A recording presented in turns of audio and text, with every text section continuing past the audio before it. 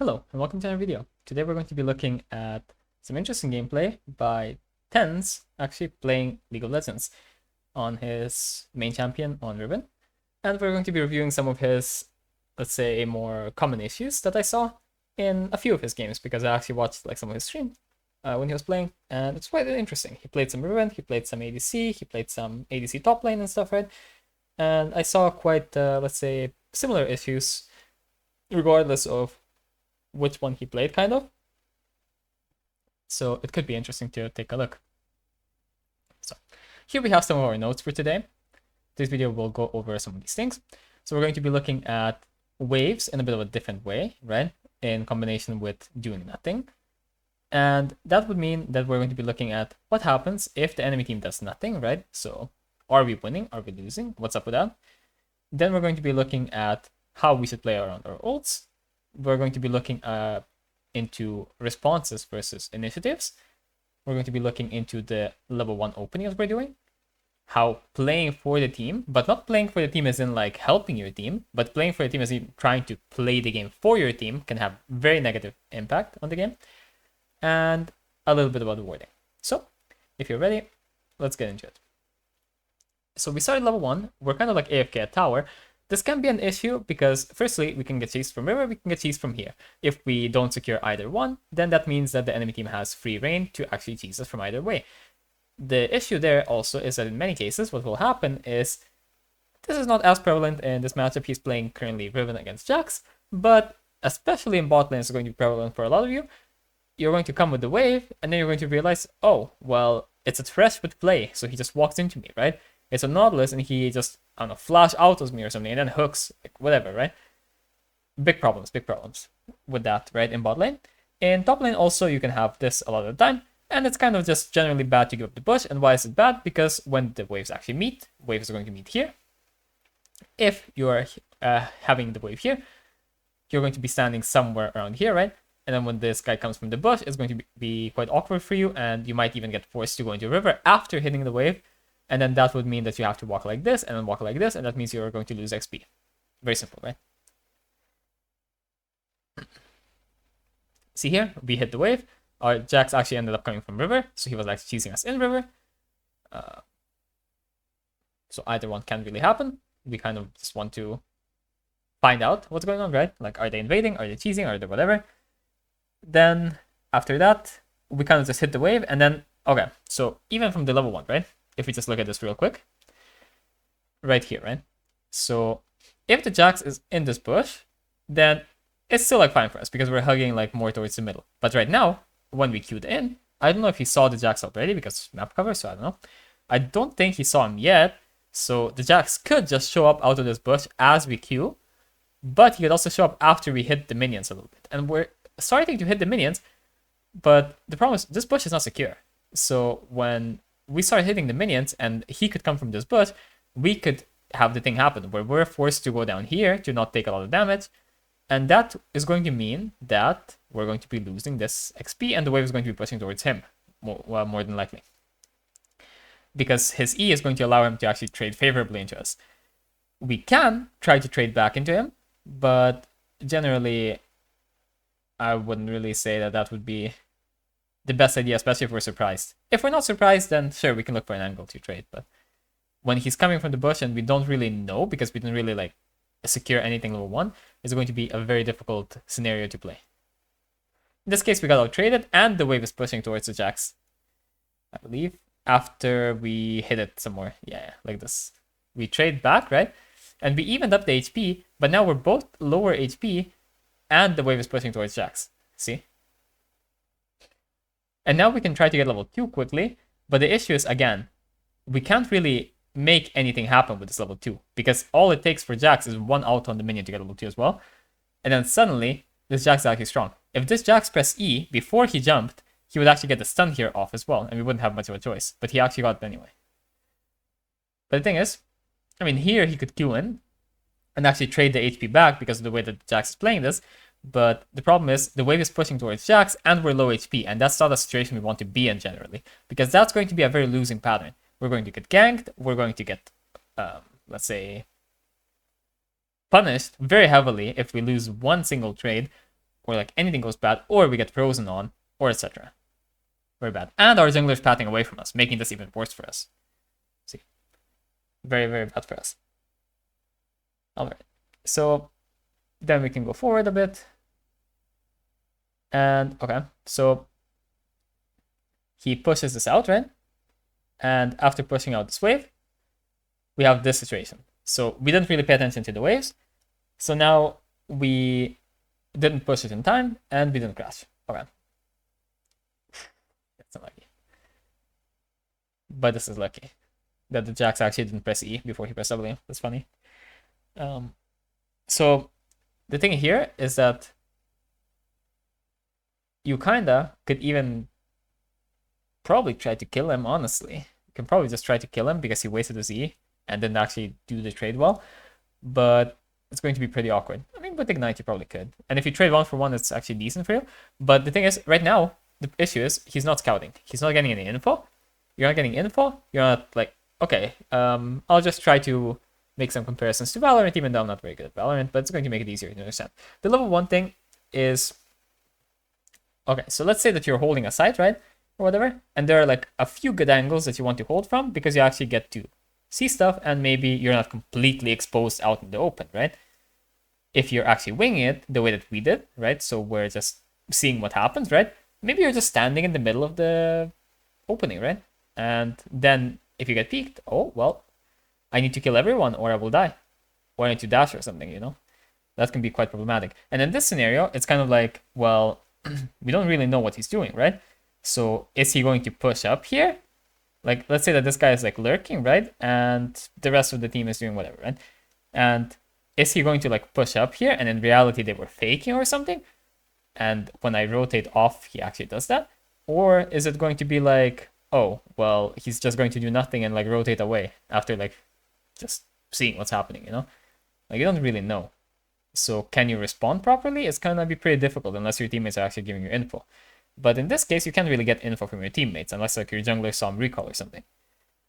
So you're kind of getting info from your teammates by seeing the Fog of War recall, is what I mean here, right?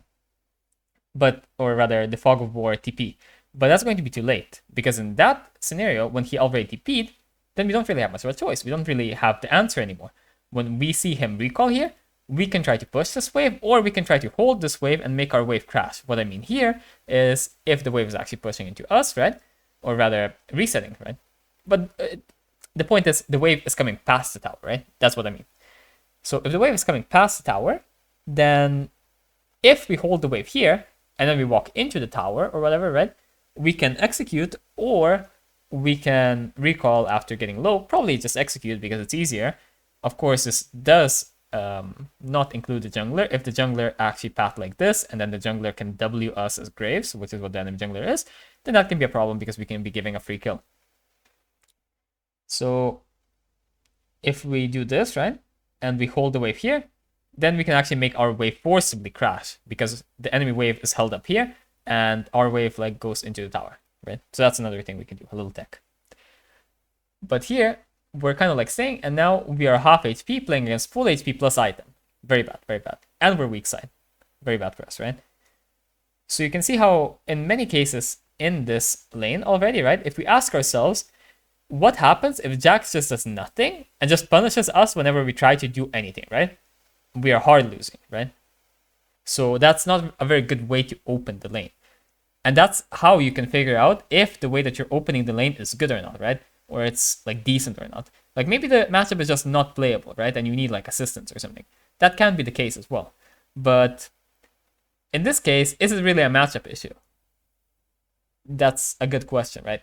I wouldn't really say that what we have here is a matchup issue. This is a pretty clean kill though. Actually kills this and he flashes away. Fine flash, I think. Like the Jax E'd already, and he maybe could have like flash Q'd or something and stunned us and tried to kill us. Who fucking knows? If you're not sure, it's fine. But in this case, we need to recall afterwards anyway. If we died there, it would have been disaster because, well, we would lose this whole wave. In this case, if I'm the Jax, I'd probably just try to dive the Riven and just try to trade 1-for-1. If I die and the Riven dies here, that's horrible for the Riven because she has no TP, so she's going to lose the next wave after this wave, and she's going to lose this huge wave, which is massively bad for him. Massively bad. So now we need to recall. On these spots, you really need to recall because otherwise the enemy will make it back to lane and you won't push in time generally. But we are Riven, so we could actually potentially try to push this out. I'm not sure if this really works out or not. If he instantly pushes, probably if he instantly tried to push the wave and he knew the Jax is recalled, it could have worked. But the problem is Jax can also just stay. And if the Jax stays, it's very bad. That's why we want to just recall after this wave. But what we did is like kind of the worst. We gave him the freeze and we kind of like gambled it. So if he stays, he could like kill us or something, or he could at least like chunk us and make the lane even worse for us. If he didn't stay, then we still made it losing, even though that's like a bad play by Jax, right? What we could do if we're really sure that he stayed, right? Again, an issue of not having info. Also, don't buy pink wards before your first item. Buying pink wards before your first item is going to cost you so much. I mean, you can buy one, but the question is where you're going to place it. And I don't really know where he places this, but something tells me it's not going to be that useful. If you do want to buy one pink ward, right? What you can do, and this is what I wanted to talk about with warding, is you can walk like this and you can ward this. This is a spot that the jungler should ward, but junglers generally won't ward it. Junglers should buy like one pink ward and just ward this, and it's really OP, or they ward just here, and it's really OP as well. They won't do that, so you can do that for yourself, right? Why does that have such an impact? Because if you ward here, and then you use your regular ward a bit deeper in river, right, rather than the bush, then you're making this really good vision line where a lot of junglers can't really do much about it, right? Like if the Graves walks like this, he will get spotted. If the Graves walks like this, he will get spotted. If the Graves like tries to E over this wall, in most cases he will get spotted, especially because you can put the ward more towards this side and it's going to reveal more of this. So you put it more defensively. A jungler is probably going to put it more in the middle so that he gets more info towards river, which is what he cares about more. You can put it more towards here. So you do have a small benefit there. Though generally you just want to secure like a very easy way to play for yourself, right? We're definitely doing better in the Jax though. The Jax does not seem very adept at the champion, or he's just, I don't know, not very good at top lane or something. I don't know. Definitely not good at Jax though. I can tell you that much. Definitely not good at Jax. So now we come back, and the problem here is that in many cases we will just instantly get ganked. And okay, we just saw that the Briar was on wolves, and what should happen here is we instantly get ganked. In many cases. I don't think it's gonna happen here because we saw Graves before, and I'm guessing that he is going to be just transitioning into topside right now, so he's probably too late to gank us, but yeah. Big problem with that. Okay, then where is he going to place his ping? Probably here. Okay, and then see how this is a problem. When Jax pushes out, or Graves is here or something, they're instantly going to break this ping, and he has nowhere to place his ward that's good. So see how placing his ping here and then placing his ward here would be much more beneficial. Here we could communicate. So this is the thing. You can make your teammates play much better by spam pinging. So, but not spam pinging like annoying spam pinging or spam pinging way too much. It's just like a few pings like on the way or all in or something to show what you're trying to do. Like the Silas doesn't really know what we're trying to do, right? And he's even nearsighted right now, so you can't even see what happened. So if you can somehow relay to him that you're going to go for this and try to knock the Bard out of the portal, right? Then the Silas can be more prepared for this. Like, see, he saw this, and then he, like, turns around because he realized, oh, well, he's still committing to something, right? What can I do? And then he just tries to use Q because he's like, all right, well, I don't know, I'll try to do something, right? Chill kill, nonetheless. Too many people here, though. Where's our Fiora, even? What? Oh, Fiora's bot, okay. Okay. So, okay, then we can skip ahead a bit. The problem here as well is if we die and the Jax actually goes straight to top lane, or he actually stays top lane or something, then we will be losing a lot of minions, right? Like a lot. So that's also a bit of a problematic part of that play, right? So preferably we would really like spam ping that we want to do something and then have our team come with us, because if we just die and the enemy Jax just chooses to do the NPC I go push, then we are in a big, big problem. Okay, so let's see. I can skip ahead a little bit. You can see here, so it is kind of going to become a slow push for Jax, right? So right now we have like kind of two options, right, of how we handle this. Either we like slow push ourselves, or we let him push, right? In this case, we are pushing. But now, okay, keep this in mind. We just killed the enemy jungler before. Then we killed the enemy jungler again, I guess. And we should be ahead of the Jax. So right now, we have Ignite. We don't have ult. Jax has ult, most likely. So we probably want to wait for our ult, and then we want to fight. Very, very big thing in League. If you don't have ult, you don't have your strong spell. A bad trade right now would kind of like throw a lot of our lead. Okay, good proc on the bone plating. But now this is very awkward to play. The wave is just kind of held up for Jax. We can kind of like trade with him a bit, right? But it's really awkward to really find much we can do with it, right? Especially if he chooses not to do much. Especially because our wave is like too big and we have AoE spells, so they push in, right? This ward doesn't do anything because if the enemy comes from here, from this side of the map, then he will not get spotted in time. And if he comes from here and the Riven is committing to a play like this, then the ward will actually not protect us and the jungler can actually get on us anyway. That's why I suggested a deeper ward in river plus a pink ward here. Okay, next part. Okay, he goes for a little kill. A bit overforce, like a bit rest, but it's fine. Not a bad kill, not a bad attempt at all. Could have gone for it a bit slower, but it's all good. He has quite an interesting playstyle though, where it's kind of like a fighting playstyle that's a bit methodical. He tries to get his resources and he tries to like play with his team and stuff. So pretty interesting. Most people will either be very focused on the macro and then they will not be like caring too much about their team. They will more like care about let's say minions and stuff, right? Which he also does care about, but I mean just like in terms of like waves, right? Or they will care a lot about fighting and they will just kind of like grief to fight, right? Or like if their teammates don't actually fight with them, then it's going to be a big problem for them. Yeah, it's kind of like an in-between, so it's like pretty chill in that way. Pretty interesting to watch. A different perspective than usual. Okay, so this Jax is obviously not very good at trading this. This was a bit of a a bit of a tunnel vision on the minion, and then he loses a lot of his HP. But see, like right now, we need to like realize we are not the one that is up to play, right? It's not our turn to play. It's Jax's turn to play. We don't have our ult. When we get our ult, we can run over this Jax, right? Like we will run him over. But now we lost a lot of our time. We lose like this whole wave because we try to like actually do something when we don't have ult, right? And suddenly you're going to see also like a very bad thing happen very soon. Okay, so let's see our list, right? So we said, okay, so we talked a bit about waves, right? And do nothing. What I mean here is when you're actually like playing the game, as I said before, you just want to imagine the enemy team just does nothing. They just answer what you're doing and they just literally just sit there. And if you try to walk up, they, I don't know, they try to like punish you or something, right? And that's all they do. If they can do that and you're losing in that scenario, then the way that you're playing it is bad, right?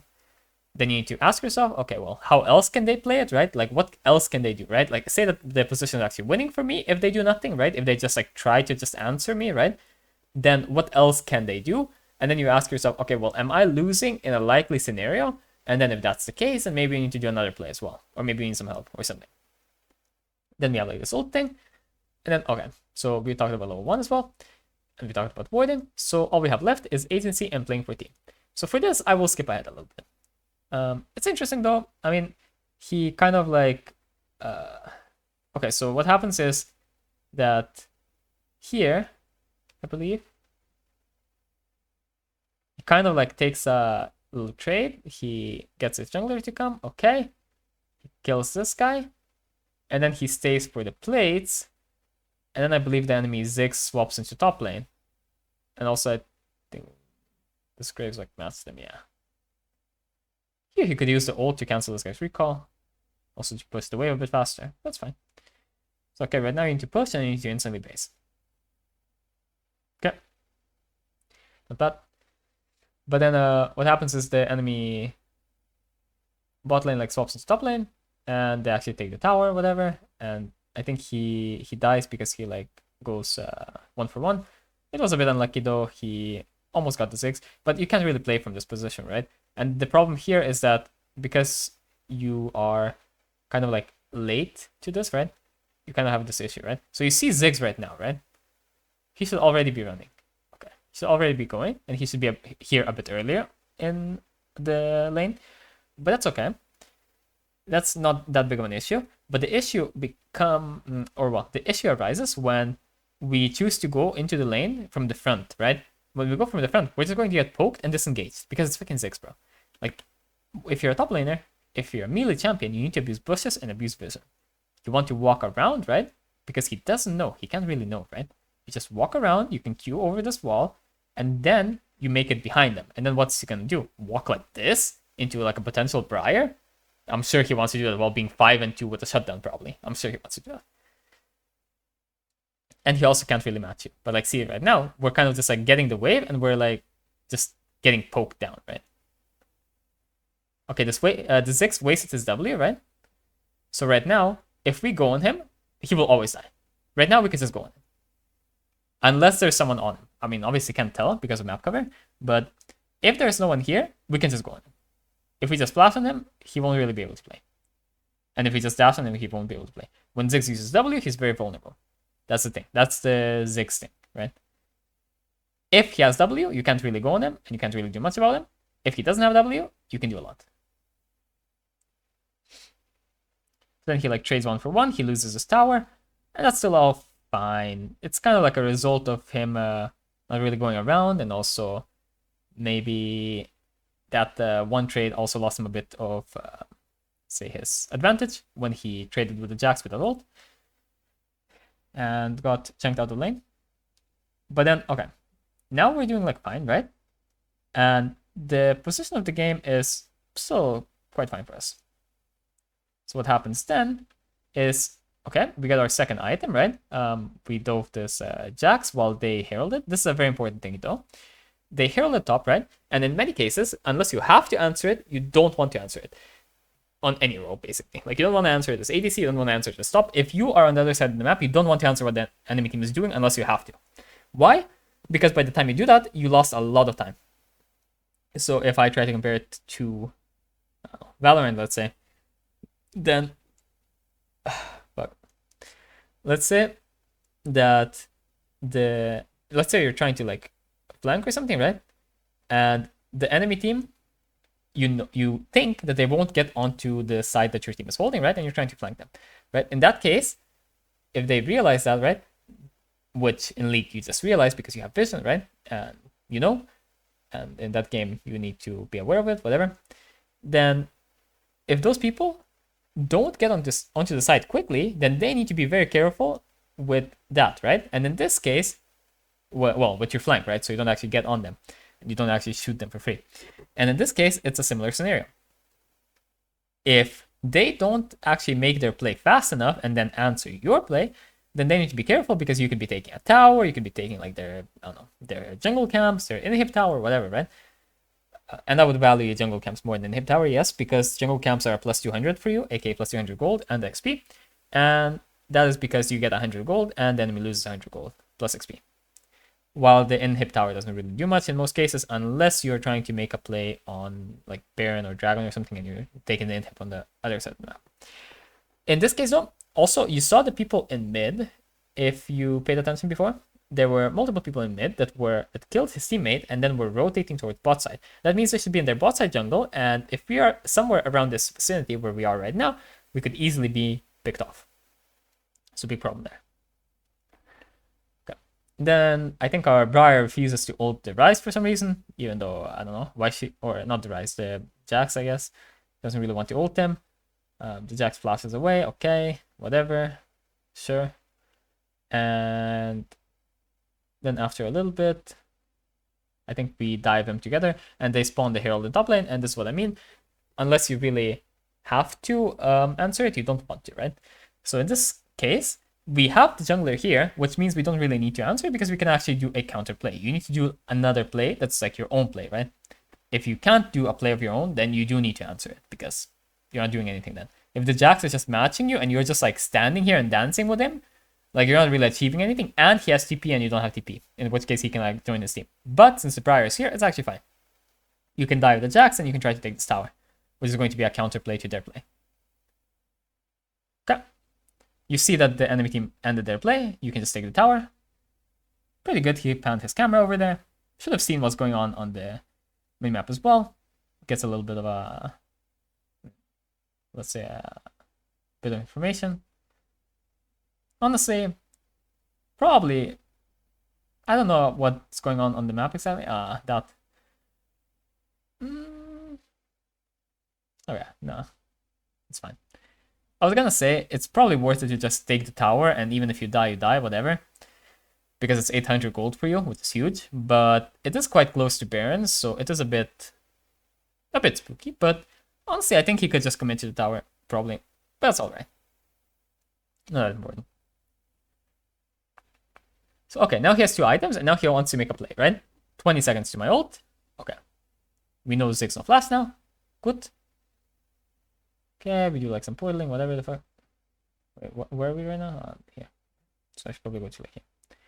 Okay.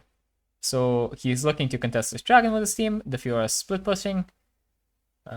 Sure. Okay. He is kind of like picking this guy a little bit. This guy like gets away.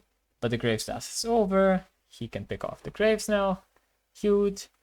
And we should probably just go Baron. Or, see, Fiora was pushing top. We were assuming maybe Fiora will get this tower, right? Maybe Fiora will regroup with us, right? Alright, she didn't. She went 1-for-1 with the Jax. What does it mean for us now?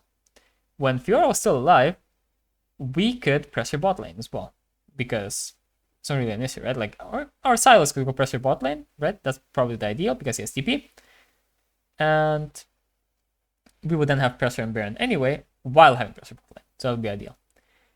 Now, the Fiora went 1-for-1 with Jax. 2 people are dead in the enemy team. So there isn't much of a reason why we can't just rush over to Baron, try to secure the perimeter, and just try to do it. Instead, we're trying to do these plays, right? When we're trying to do these plays, right, we need to direct our team in a way that we want to go. And we are really playing with the team here, and we're trying to do their jobs for them, right? Kind of. Because ideally, we would have been the Fiora, right? And the Fiora would be a support, and she would actually be doing the thing. In this case, we're taking over the role of a support, and we're trying to secure the objective with our team, right? Which is not really ideal, but I mean, it is what it is. It's solo queue, right? In this case, we really want to go Baron, right? So we need to ping. I want to go Baron right now, right? And if we don't go Baron right now, then I'm going top lane, taking this tower, or I'm going bot lane, taking this tower, or something, right? You either make your own play, or you direct your team towards the play you want. If you're doing this, and you're just trying to like play with your team and babysit them, you're always going to find bad results. There's nothing to do here. Enemy team knows you're off the map for like 30 seconds or a minute or something, right? And they just know that you're teasing somewhere. And they're ready for it, right? They should be ready for it, unless they're like very, very bad. And then you can see this position, they're actually up kills. They actually just had multiple people in the enemy team die. They have 2 towers that are worth 800 gold that are 1 HP that haven't been claimed yet. And they have a pretty decently scaling comp. Riven scales pretty well. Fiora scales pretty well. Tristana can scale pretty well. Right?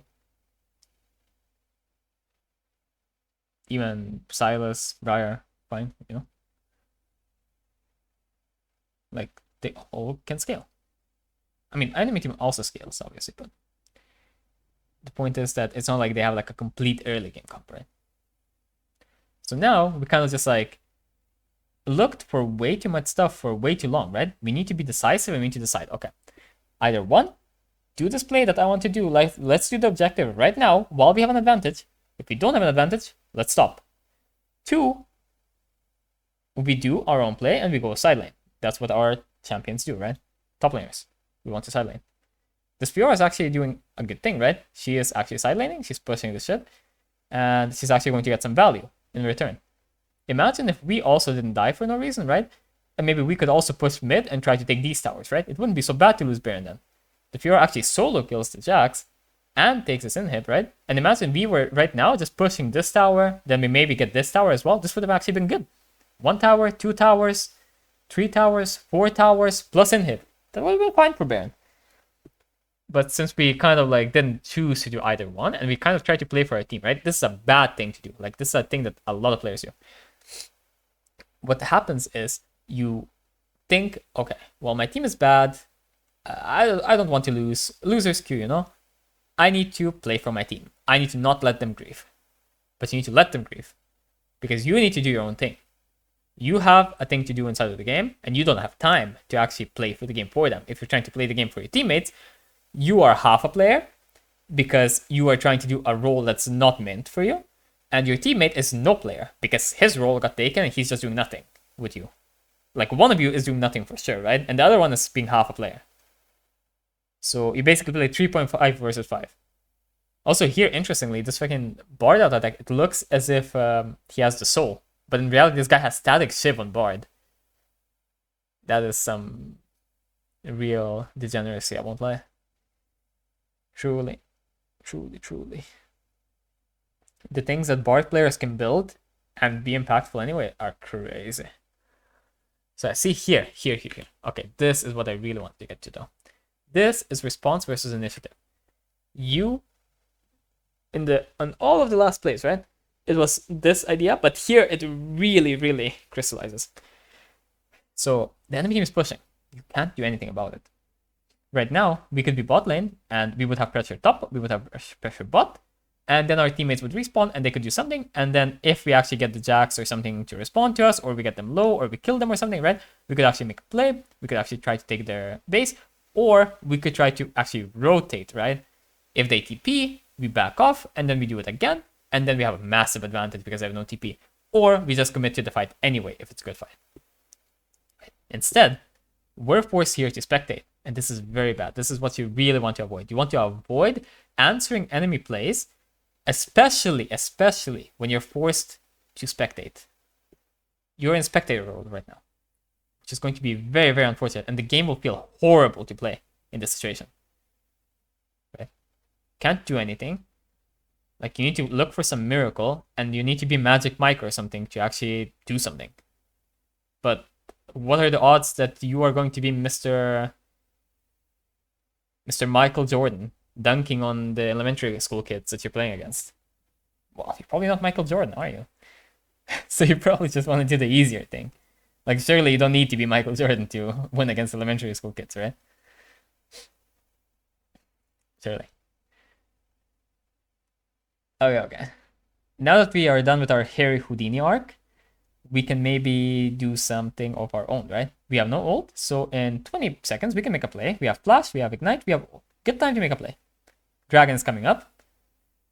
Okay. We probably want to ping our Fiora what we want to do. Like, come with us. See, we have not been using any pings, so we're not communicating what we want to do. We're kind of just cheesing. We don't have any vision. On these champions, it's very good to just get a sweeper. Why? Because you are playing around enemy having a vision disadvantage on your champions. So if you're playing a champion that needs an enemy disadvantage in vision, you probably want sweeper.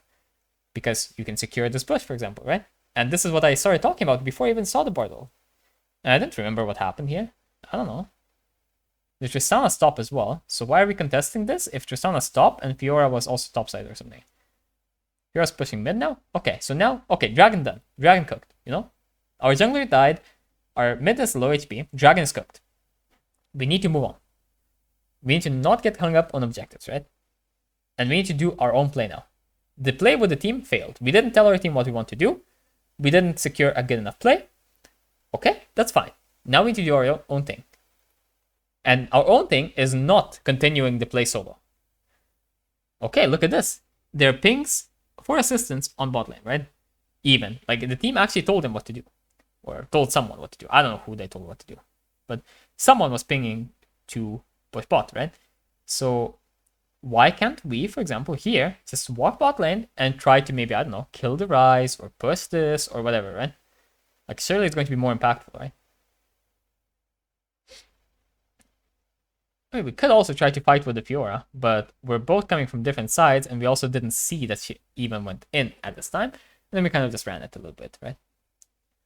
So see how this is very difficult to play again. A very difficult position to play again.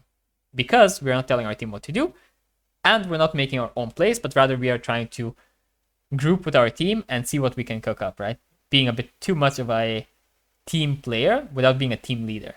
It's fine to be a team player if you're the leader. If you're not the leader, don't be a team player in League of Legends, in low elo.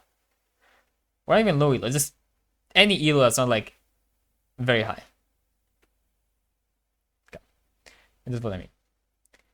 You don't want to be trying to play the game for them. You can do your own thing, and if your teammates actually play well, okay, good, it works out. If not, okay, we can like adapt and we can see what we can do. But you don't need to do things you can't do. We can't defend this tower. We couldn't defend the top lane before, and we didn't go to defend the top lane, which was good. We cannot contest this dragon when our jungler dies. So we just shouldn't. Right? Maybe we can make some play with the Fiora. Maybe we can be like some magicians. I don't know. Sure. You could like try for that. But again, you need to like communicate it. Because you need someone else to do something for you, right? You should always be communicating in this game. Sadly, there's no voice chat in this game, so you have to communicate with things, and you have to assume that your teammates will actually know what you mean, which in most cases they should know, because it's like a decent enough elo, right? Like, yeah, I think he plays in like Diamond or like something. Maybe it's last season Master even. I think his account is last season Master. And the other people should probably then be like Diamond or maybe like Master as well, or maybe like Emerald. Like, you never know. Never know. So they should at least like kind of realize what you want them to do. You can also type it if you need to. Okay. Then you see, we are now in a position, by the way. This doesn't sound like it just happens. Like he flashed too close, so he doesn't actually have space to put in input for movement, which would make the hop a lot easier. Like you just want to have like a bit of space so you can like input a movement command right here. And so your champion actually moves in that direction. Because if you're too close, like here, right, then even if you click like here, like, okay, I mean, here would still work, but if you click, for example, like here, it already won't work. So that's a bit awkward. But if you flash to like here only, you know, like a bit less, or you flash from like here to here or something, you know, you get the point. Basically just flash a bit further away. It's a lot easier to input a movement command here that actually gets registered, and then you jump over. But what I wanted to showcase is, he's level 14 now, while Jack's level 15. The Jax that we have been running over the whole game. Like, our whole team is just running over the Jax, making fun of him. And this guy's higher level than us. That's crazy. Right? And then the Fiora somehow kills this guy. Now, Fiora has actually been doing a lot for us. Fiora support, I mean, I don't know. He's doing some crazy shit. Apparently.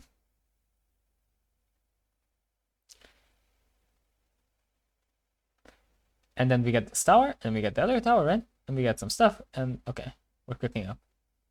Bad fight. We commit to a bad fight. We didn't really shot call anything. You want to shot call, right? Do I want to fight this? Is fighting here a good idea? If not, ping away. If yes, then you want to fight. You don't want to follow your team. If you follow your team, you will always be around 50 win rate. That's how this game works. If you follow what the people in your elo are doing, you are going to be in your elo. Makes sense, right? Very simple. So you want to be the one that decides what you're doing. Obviously, sometimes you're going to have people that make good calls, sometimes you're going to have people that make bad calls. Maybe you can like play it a bit better, right? Maybe you can play the fights good.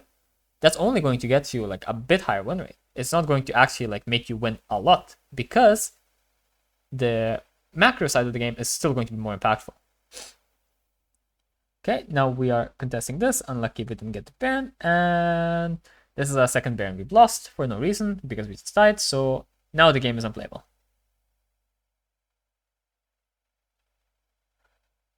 Right, and this is kind of like a pattern that many people are going to go through.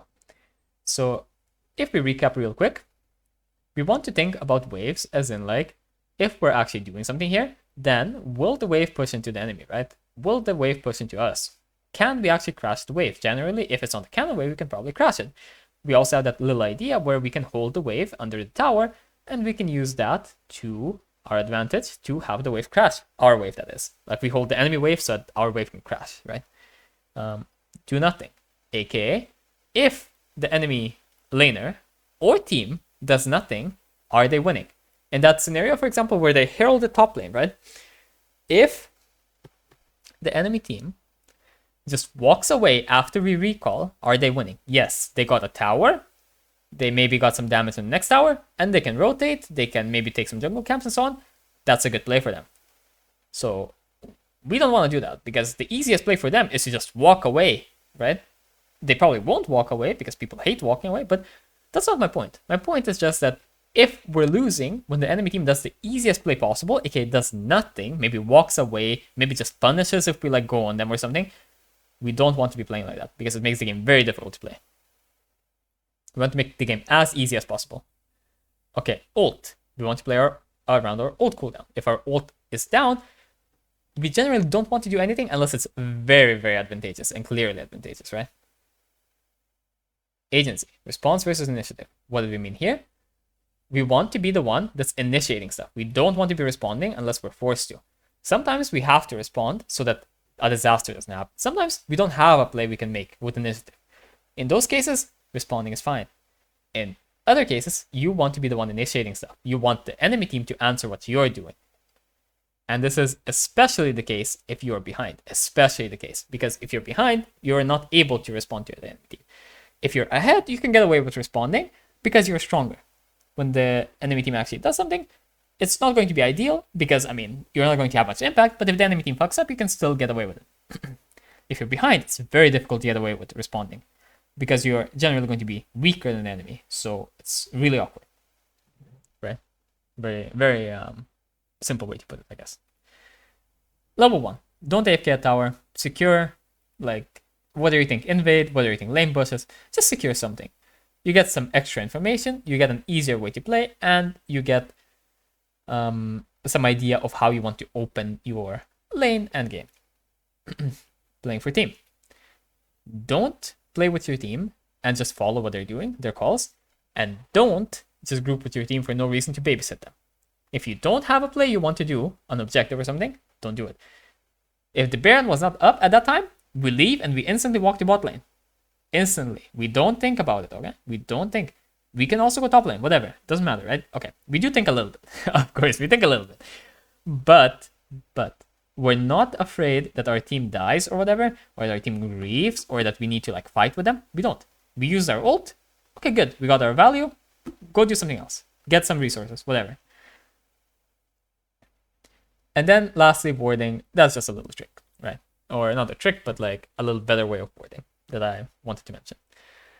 Okay, so if you learned something, if you found these things useful to you, if you think that there is something else we should have mentioned, or I don't know, maybe you have something to say, or maybe there's something you want to see in a future video, then leave a comment below for any of those things, whatever it may be. Otherwise, if you enjoyed the video, then like and subscribe if you want, and I'll see you next time. Bye bye.